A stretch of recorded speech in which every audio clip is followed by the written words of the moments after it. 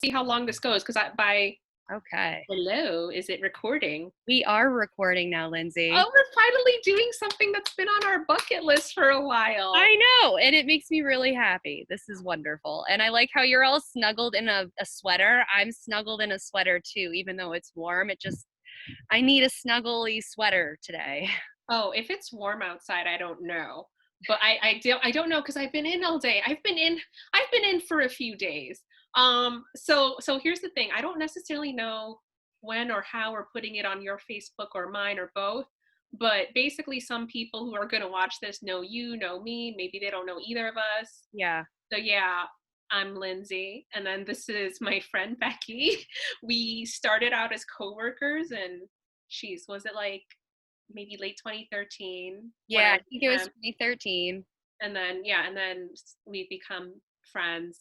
She's like all these years later.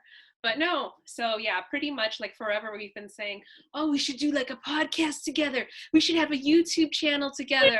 And like since I just don't have energy and like respond to each other's we always respond to each other's like social media posts on every platform and we're texting on top of that, and because we're now like we're both working virtually, I'm just effing tired of like Yeah. texting.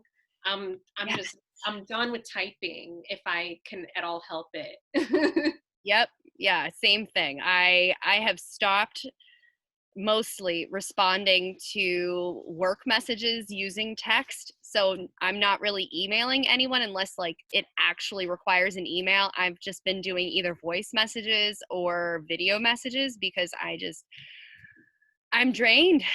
I'm completely drained. And it's just so much easier to make sure you can get your message across properly when you can voice record it or video record it. It just adds so much more context. So, yeah, I'm glad we're doing this.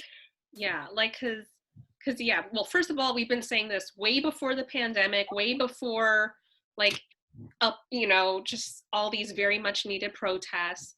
And then it's sorry. This is how you know we're working from home. I'm getting distracted by people like shouting to each other on the street. There's Um construction happening over across the way. So I even though I'm in the country, I still have strange distractions too. yeah, no, I get it. I get it. Well, like it's just like so what? It's June 1st and obviously there've been a lot of protests and all this Yeah. stuff, and I've cried a lot this weekend. Like I'm a it's like geez, for someone who's in treatment for cancer, man, I didn't know that the thing I'd be crying about more is not surprisingly, like just I don't know. I don't know. America's issues coming to a head. But dude, I actually some people say like, oh now like oh like I don't know what it's like because I mean, yes, we have overlapping networks because we used to work together and therefore have some many of the same contacts. But dude, I just feel like this has been an issue that I has been on my mind a long time because I've known people directly impacted by it since I was growing up in Chicago. So I know that the most recent things have been like what at least public like nationally public things have been Minneapolis, Louisville, but I don't know. To me, this doesn't feel new at all. I don't know how you like. I don't know how new this feels to you. I mean, I know it's been on your mind for at least several the years that I've known you. Yeah, I mean, I wouldn't say that it's new, but I think that for a large swath of America that's cognizant of the issues that permeate our society that really are problematic, they know they're there. But this week, we got to face it in so many ways, like the actual ugliness of America. We witnessed a white woman calling the cops on a man who was bird watching. Like, let's also just a man. Who cares what the person was doing? She called a man who asked her to put her dog on a leash, which was the rule for the park. And then she weaponized his race against him. She purposefully put on a dramatic show. We saw the ugliness of America. And then watching a person who is supposed to be upholding the law with his bare hands, surrounded by people telling him to stop. We watched a man murder another man on camera. I didn't watch it. Like, I didn't know that's what I was watching. I was just know. scrolling and it popped up on my feed because I've tried to like live in a little bubble because I've been so stressed out and I have to focus on getting my students' grades out because I still have these expectations as a teacher. But when I saw what was happening, I went, holy crap. And again, I know that this stuff is happening. My friends have been telling me that this has happened. I've witnessed weird things in my community, like my neighbor informing me that I don't need to call the cops if I see a black man at his house, at her house, sorry, because he is her son, or he is her daughter's boyfriend, and he's a good one. Like, this is a woman who I know has good intentions, but it's just. Do we want to give context of our locations of where we I'm live? in New Hampshire. Okay, and I live right outside of Boston. So, I mean, I'm not surprised. Like, you're telling me that, but I mean, so no, that's actually interesting. Is that like, okay, if you with like people in either like, I guess you could start with like your closest social circles and then just maybe your broader social networks. I could just tell you, I think I have a relatively eclectic set of people across the country, around the world. I know my parents are immigrants here to the US, so originally from the Philippines. My sister's an immigrant in the UK with her family, got an aunt in Finland. And I have friends and families throughout the country. Oh, hold on. Like, let me, so I think I'm gonna, hold on one moment. Hello? Hold on one moment. I'm just on a video. Hold on, I'm on a video chat. Let me give you some. Let me get on a mask and stuff, and let me get away. Hold on. We can edit this too. No, that's fine. It's fine. This is America. Hold on. Sorry, it's like I'm a higher risk. I have. We know. Okay, thank you. Go hide over there. Thank you. Okay, so this was not planned. I'm sorry. I was told 12:30. Thank you. I'm just I'm just recording something with my friend. Thank you so much. I'm sorry, what's your name?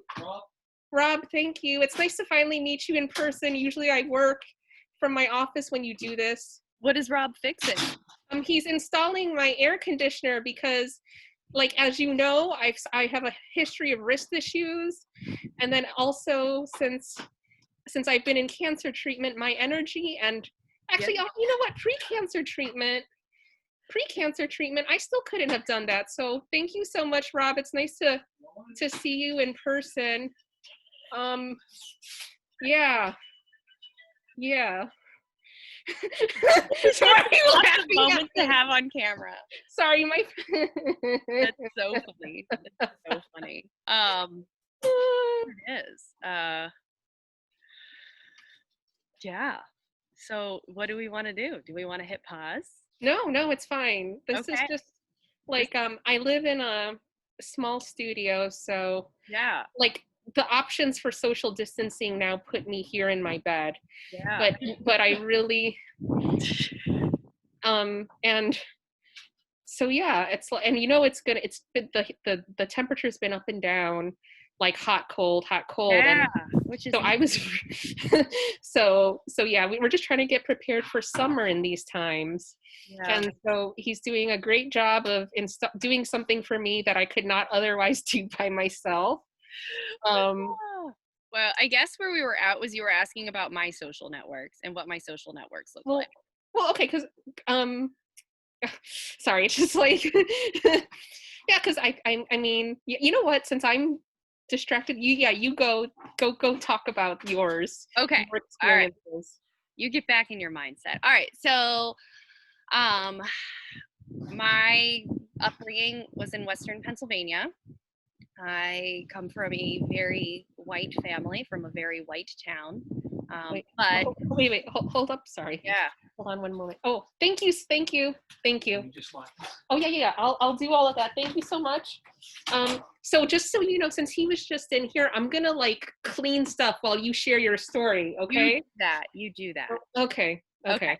My town, I grew up in Erie, Pennsylvania. And Erie, Pennsylvania is actually, as I grew up, I started realizing that Erie was actually more diverse than I thought.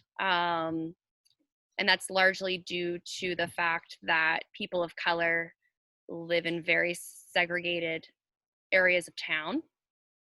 And that, I think, caused me to grow up with a very warped perception of people of color, because I did not have many genuine interactions with people of color growing up. My school was overwhelmingly white. Now I currently live outside of about an hour outside of Boston in New Hampshire. And again, I find myself in a very predominantly white neighborhood, a predominantly white town. And I would say that the town is pretty split between conservative versus liberal, if we're going to just simplify politics down to that granular of a level. I am a high school teacher. I teach Spanish, and I work really hard in my class to present different aspects of culture and the intricacies of class and race and language and all of those things with my students. I don't, let's see. And Lindsay is sanitizing everything. Look at you go, girl. You do that. I'm not making fun of you. You got to do it. That's what it is now. This is the world that we're inheriting, right? Ooh, a honeybee just fell down on my table. What else should I say, Linz? I mean, could you ask me questions, like, since I'm kind of in cleaning mode? Like, yeah, cleaning is a good thing to process. People know about me if they're like, they know you, but they don't necessarily know me. So, Lindsay, what is your experience in working in the area of social justice? Dude, I don't. Hold on, let me wash. Like, hold up. Yes. Wash my hands. This will be a heavily edited video. No, this has to be unfiltered. That's what we do. It's unfiltered snapshot. This is a day in the life. No, and we're both on our lunch breaks, and this is what we're doing with it.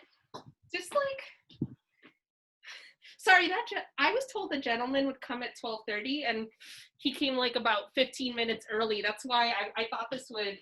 Yeah, I got you all flustered. It's all good. Here. So what was I gonna say? Sorry, just hand sanitizer on top of the cleaning. So no, like oh, sorry, that was a rush. Just so you know, I haven't had anyone in my he touched stuff, so I need to but anyway, just so you know, I've like, no one has been in this apartment besides me for like since March. So that's why I'm like, yeah. No, I hear you. I'm not questioning any of it. Like, that's why I'm just like, oh my gosh, an outsider came in. Yeah, and it's hard for me because as someone who doesn't generally use disinfectant that often, because I'm very much on the camp of play in the dirt, this has been really hard for me to use sanitizers in the house and to use hand sanitizer. Like, that's just all weird stuff for me, and I'm doing it now. I never did before, but I sure am doing it now. Why the hell am I still wearing this mask? Because we just are. It's all good, my friend. Oh, you want to get a sense of my life? Look at all the paper, like these paper bags, because I like ended up, since I was going to radiation daily, I like decided to then put like masks that I used into paper bags, so that if like say there's a shortage, I could just reuse old ones. I know it's not, oh shoot, no, that's not one I need to use. I know it's not ideal. It's the best we can do right now. but it's what we're doing. Okay, so sorry, the question, see, look, interruptions. I think that's the nature of everything right now. No, I don't even, it's kind of funny that how you just straight up asked me like, oh, Lindsay, what's your work? What's the work you do in social justice? Because I was All never the work someone, you do is social justice. well, I guess, what's funny is that I've never made it explicit, because I work in career development. I've never made it explicitly my brand, but what was funny is that back when I was working with Becky, it was maybe within our first year of working together. It was strange. She asked me, she's like, oh, like, I don't know, why are we talking about reusable pads? Like, you're like, oh, I think you asked me if I either like use a Diva cup or like Okay. reusable pads. And I was like, oh, I actually use reusable pads. Like, why? Like, like sanitary, like maxi pads. And I was like, why did you even think to ask me that? Because she wasn't asking other people. And she, Becky told me that I have a social justice-y vibe. Yeah, you do. But no, I mean, I just think that's kindness. But yeah, you're right. Justice is more than kindness. It's beyond just how you're treating people individually, beyond how you're treating yourself, but thinking of people more systemically. But yeah, I mean, so yeah, I mean, I'm an educator, work in career development, but then I also, in during the time that I was working with Becky, I was also a hotline counselor at the Boston Area Rape Crisis Center for a couple years. And just growing up, I've done, I don't think it's just about the volunteer work. I think when people say social justice, they're like, here's all my community service. Yeah, but you have to live it to be genuinely respected as someone who works in the area of social justice, which again, as Americans, when we take the Pledge of Allegiance, I've been heavily editing when I have to say it at school, but you're pledging allegiance to a country where freedom and justice are accessible to all. Yeah. And I think that while I think all of America really does know that freedom and justice is not for all right now, I think every single American can acknowledge that. They might not acknowledge it publicly, but I think that all Americans and all citizens of this country, or not even all citizens, listen to me, I'm still using like very specific language, all people who are within the borders of America, because there are people that are here that are not considered citizens that probably should be. Oh boy, now this is getting really political. I think that now there's no denying it. But see, I've been in situations before where people said there was no denying it, like, like It feels Rodney. different to me though, and maybe it's just because like I'm white and I'm seeing aspects of my social networks responding in ways I didn't anticipate. Like people who I thought were definitely going to be on the All Lives Matter train are switching up their tune.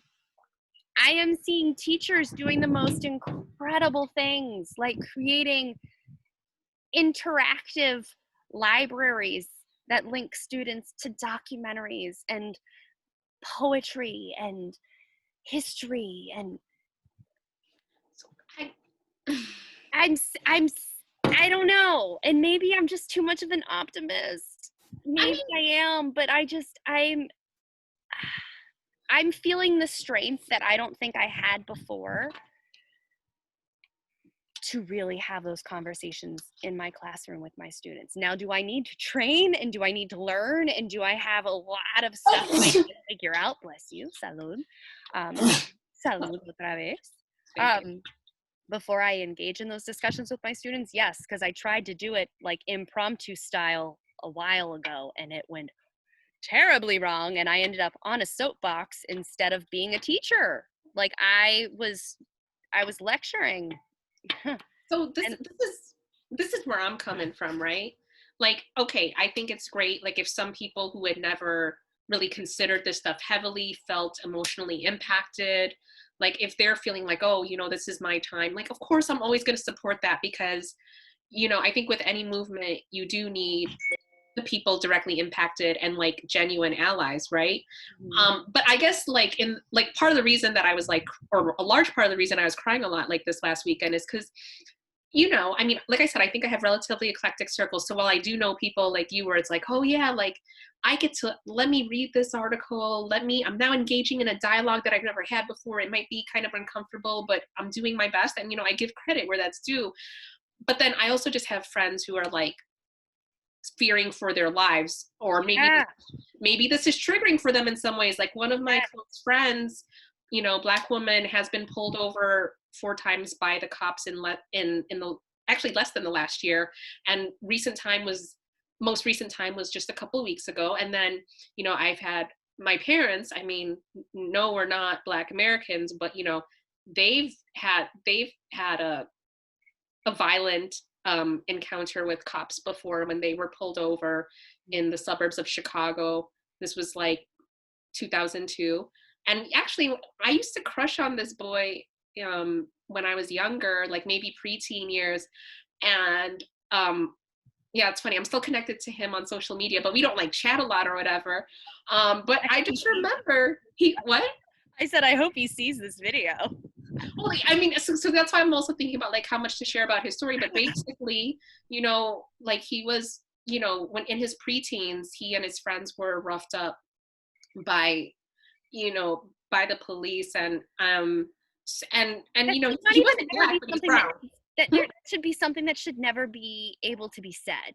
I listened to Trevor Noah's, I think it was Trevor Noah. Now I can't remember. I think it was Trevor Noah, where he talks about the social contract. Like that's what Oh yeah, yeah. society is a social contract. And there is no legitimate power when that social contract is broken. And I have so many things to say, but my brain just can't put them all together right now. But it's just, So I know that this, oh, go ahead. no. Oh wait, I'll let you finish your thought, and I was going to ask you a question. Just so finish your thought. I think that America can't deny it now. But again, like, I have friends who have to teach their kids that they can't have water guns because it's too dangerous because of the color of their skin. Their friends can have water guns, their white friends can carry water guns and play in the summer and cool off. I played with water guns my whole life. I gave a water gun to a friend's kid for a birthday present because I didn't even think about it. And now every time I see a water gun, I just think over and over and over, I can't believe I gave that gift. That's ridiculous. But at the same time, it's like, it's a toy. Okay. No, and I do appreciate you for sharing that, because that's like a real response. And I know it's something that you've brought up to me because it's been on your mind. It's been on your spouse's mind, all of that. So like, I know people in my direct networks, not only have they been impacted by these types of issues in the past, but then also now, like, like I know people in Minneapolis, I know people in other cities across the US. I even have a friend who lives outside of Des Moines, and she's like, oh my gosh, she was surprised that they've been having protests there. And I think depending on who you are, some people are in communities right now where they are like feeling not just psychologically unsafe, but also like physically Yeah. unsafe. So, okay, so for those people, so they might like see or hear, not from you specifically, but someone like you who's like, wow, I never thought about this. And, again, kudos. I mean, well, see, that's the thing. I think some people might be like, kudos. Other people are like, huh? Oh, What? yeah. What? Just I'm now? living here in New Hampshire in a bubble away from the towns where there were demonstrations yesterday. And I get to sit in my peaceful backyard where it's quiet, where I can feel safe and secure while America's burning around me. Like, if you weren't connected to the internet in my town, like if you just were at my house, you would have no clue what's happening in the rest of the world. So that's the thing, is like, right, I think what I'm trying to say is that, like, okay, dialogues, they're a component, they're not everything. Nope. Like, I think I'll tell you this and then you could answer for yourself. I think, like, with the most recent days, my most immediate acts of service, or whatever BS you want to call it, it's really just been checking in with individuals I know most directly impacted. Like, my friend who's been pulled over a lot, like, she doesn't live in Minneapolis, but I was just concerned for her period. And then I have friends in the Minneapolis area where, one of them was really close to like a scene of burning, not a Black person, but still someone who was getting, like, now that person like was seeing it immediately. And so I think people are thinking like, okay, well, what are you going to do now? Like, okay, we're talking, we're being enlightened, we're being educated. And let's be real, you and I both know a lot of very well educated people with all the credentials, all the degrees. Yeah. And that may or may not translate into action depending on the individual. So, like, I mean, for me, it's just like the most immediate thing has been checking in on those people, me also doing my best, because I just know that there are some people that are so exhausted with trying to explain Yes. racism that it's like, shoot, if I got to put on my educator hat and do it for other people who are just too exhausted and too traumatized now, like, I'll do it. And then if it means that it's an uncomfortable conversation, It's an oh well. Like, and I mean, you know that I've been someone comfortable with uncomfortable conversations for a long time. Like, Becky and I, like, I don't know, I don't even think, like, we still have uncomfortable conversations, but I think because there's trust and respect, I don't, like, we feel um, free to try to say things even if we're going to end up putting our foot in our mouths, because we're working through these really complicated things that we don't know if we have the right language for it, but we have some language, so we're playing with the language we have to try to figure out what we actually want to say. yeah, but That's how I feel about our friendship, because I have this safe space where I, as someone who is white, who has loads of privilege, who comes from a very and middle class blonde, background, who's blonde. blonde, yes, I'm who sorry, lives what color eyes do you have again? light green. They're Yeah. kind of a greenish color, hazily. But I live in a bubble. I have to work really hard to get out of that bubble, and I've had to do that my whole life. And so I've had opportunities where I've been engaging with people like yourself, Lindsay, who allow me to trip over my words and try to figure out how to talk about these tough issues that shouldn't be tough to talk about. Like, they're real. These are facts. It's terrible. But like what you're saying, that people of color are exhausted. And specifically Black people in this case, because Ex- yes, I'm a woman of color, but I'm still not being impacted in the exactly. same way as my Black friends right now. I want to put that distinction there, right? That is why my first action that I took after I kind of went, holy crap, and took a deep breath and tried to wrap my thoughts around what can I do, was I emailed my department. I emailed all of the teachers in my department and invited them all to join me as I. Did you explain what you do? Oh, Like, I'm a teacher. I teach high school Spanish. okay. Um, I emailed all of the teachers in my department and asked them to join me this summer, virtually or in person. I have no idea what that's going to look like, to redevelop our curriculum so that we can focus on discussing real issues. Because as language teachers, we have the absolute luxury of using whatever content we want to help our students to acquire a new language. And so we can talk about Disney movies, we can talk about, you know, what we ate for breakfast, or we can talk about the problems in our society. And I honestly think it might actually be easier for young adults to practice having those uncomfortable conversations in a new language, because those words are not going to carry as much weight as those words might in English. So saying the word Black in my school, I love my school. I absolutely love my school. So anyone who works with me who sees this, please understand that this is coming from a place of love. I said the word Black in response to a music video we were watching, because the singers were Black and they were singing about Black issues in Colombia. Okay. And I said, what do all of the people in this music video have in common? And my students just stared at me. You could have seen a pin drop. They're singers. They sing. They all have colorful clothes. Not a single kid could say Black. And then I said, to all of my students, friends, you know the answer I'm looking for. I need you to be brave and I need you to say the word I'm looking for. And finally, a student sheepishly said, they're Black? But okay, Why okay. is that? Why is saying someone's Black? Why is that scary? Why is saying someone Mexican? For some reason, when I say Mexican, the image that is brought up is it's a negative connotation.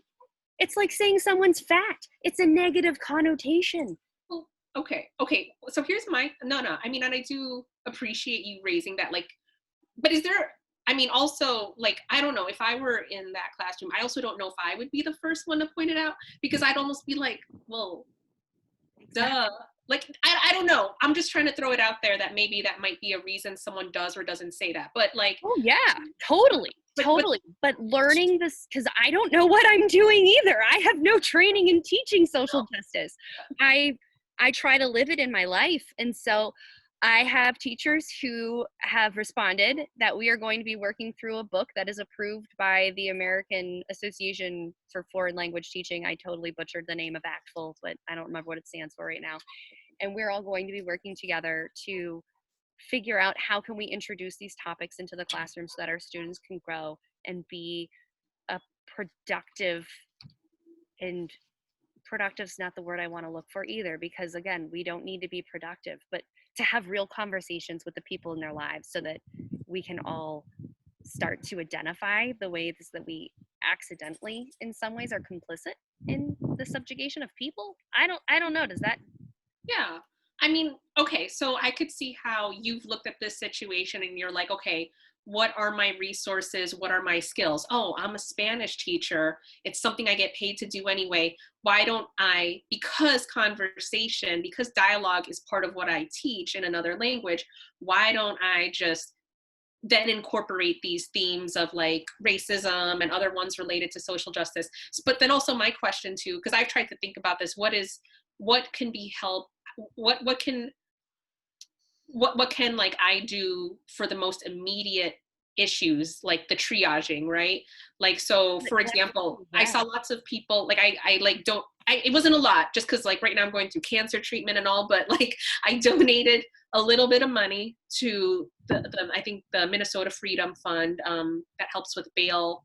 But like, you know what I mean? Because it's like, to me, I was like, okay, if the conversations are important, but then also the money, whatever bit I have, like, and yeah, and I do think it's important to look at your work environment, because we spend so much time at work. We spend more time at work than we do with our families, so why not?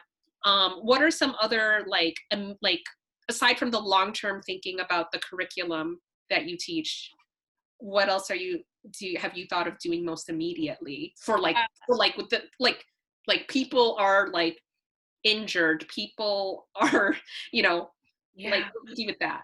So that's the thing I think I've had the most trouble with myself, because I don't feel safe going and protesting. A, because of COVID. B, because I'm afraid of being hit with tear gas, which makes me feel like a horrible person because I should be there. I should be standing up for what I believe. And I feel like a chicken for not doing it. But what I am actively doing right now is trying to engage my friends, my family, people around me in discussions to help them to understand that just because white people are the problem here, I'm putting that in big air quotes, but that doesn't mean that we need to feel, again, I feel like I'm going to put my foot in my mouth, but we don't need to feel guilty because of the current situation, but we need to feel responsible for fixing it.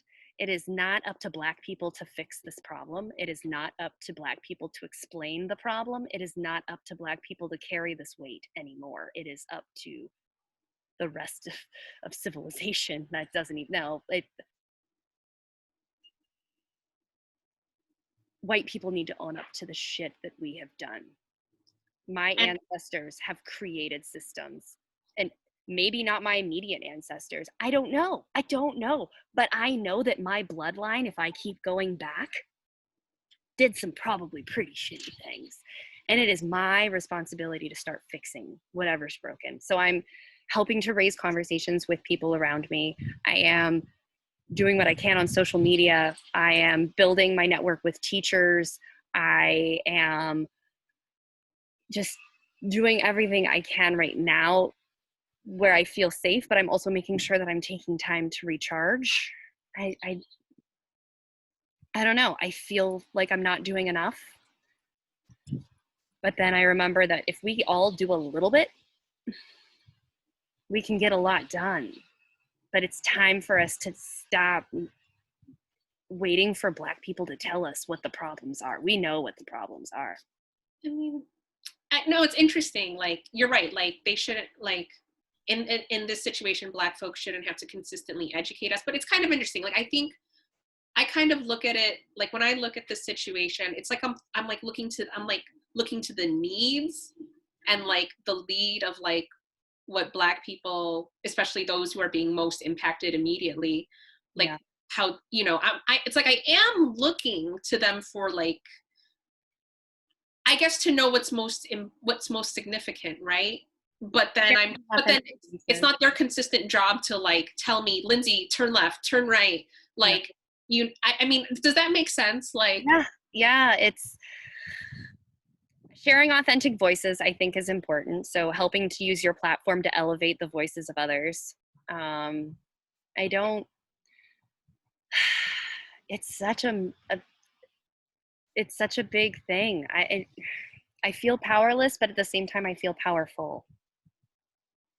yeah, I mean, yeah, I don't know how I I'm feel right walking that I'm walking that awful line of trying to avoid being a white savior too. Like, I am absolutely terrified of being perceived as a white savior, but if I don't try to do things and take feedback from people who are like, that was not cool, like that, I'm not going to take that feedback personally and feel awful. I'm like, oh, hey, thanks for pointing that out. I need to grow. Like, and I'm doing the work that I can by reading and researching and learning, but it I I feel compelled to be on the front lines at the protests. I just don't feel safe, and I don't know if that makes me a bad person or not. And I'm sure if someone sees this and hears me saying that, they're gonna be like, yeah, it does make you a bad person because you're not following through with your beliefs to the max. But I know the impact I can have in the classroom is incredible. And I'm getting really good feedback from my kids already on the little bit of work that I've done. And I'm focusing on developing that as much as I can, because I think if I can herd 120 14 and 15-year-olds through practicing having uncomfortable conversations for 1 year, that's going to have such a huge impact on their families and their communities and hopefully the future, because they're going to be our leaders. But I definitely feel really guilty that I'm not out there. I feel really terrible. I was following everything on Twitter last night in front of a campfire here at my house and just dealing with that feeling of guilt. And I'm putting that aside because I'm not going to get anywhere feeling awful. But I don't know. I may end up protesting. I don't know what it's going to take, and it makes me feel awful to say watching the murder of someone it isn't enough. I mean, it is, but if we weren't in a pandemic, I don't know. And I think that this is how a lot of people feel right now too. yeah. You know, and I do recognize, like, this is also our lunch hour, so at a certain point we're gonna need lunch. And I don't know, you know, it's interesting because, like, I like to write, and the thing about writing is that you could edit and then finally deliver something in the most refined state that you want. And then, like, obviously a video chat like this, well, that's kind of what's good about this, is that, well, yeah, technically we could edit this so that we could sound really sage, but that's not the purpose. Because, we're not, like, I mean, because no, as one of my favorite educators, Jose Medina, says, I'm a hot mess and I'm working on it. Like, I am a hot mess. I'm a hot mess because I'm a product of this society. I'm a hot mess because I don't even realize how warped my perceptions are. I don't understand the depths of all of my own biases. But as I continue to do the work and calling myself out and growing from those difficult conversations instead of shying away from them, I hope that I'm doing the work that's going to help make me be a better citizen. I Yeah. need to get more active in local politics. That's definitely something that I need to do. Um, I need to get more active in my school administration and all of that stuff. But as an individual right now, trying to be supportive and make sure people aren't just buying stupid t-shirts that say Black Lives Matter when they're not even connected to the Black Lives Matter movement. Like, helping people to see that it's not a trend that you're going to go spend money on. This is real. This is yeah. No, Yeah. no, thanks for sharing that.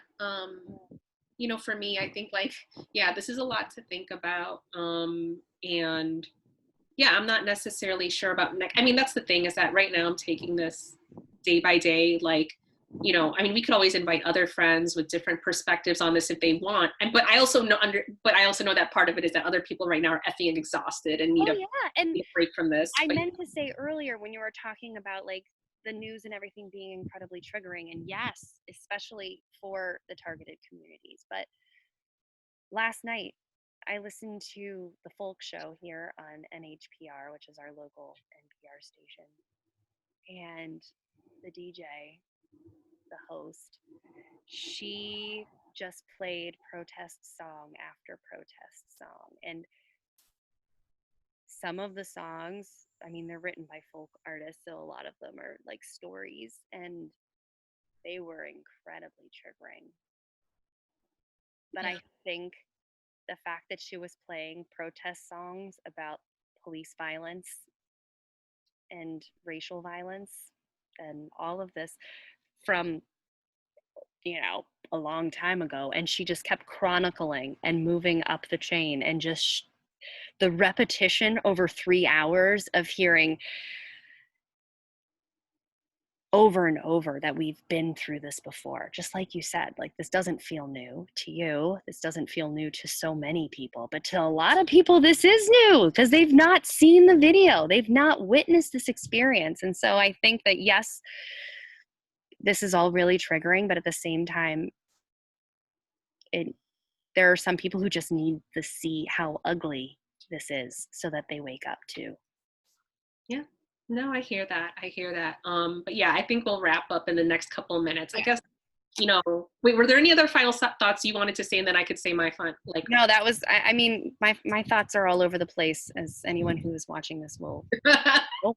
I am, yeah, I'm deeply saddened. I'm also deeply optimistic.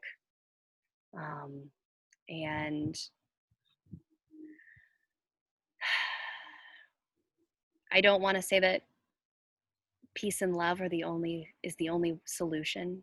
I think everything needs to be done with love, but there comes a point, and we always come back to the parable of Jesus flipping the tables. That's not a parable, right? I think that's like no, just, no, no. It's is it a supposed. Well, parable? if you're someone who's Christian, you believe it's true. Okay, If okay, you're not Christian, you might be like, that's fiction. But okay. But yeah, Jesus flipping the tables when he saw injustice happening in the temple. And even my family, who is very, very Christian, they still say that that's righteous anger. And so when you watch someone get murdered over a suspicion, I believe that calls for righteous anger. I'm angry. I'm just figuring out what to do.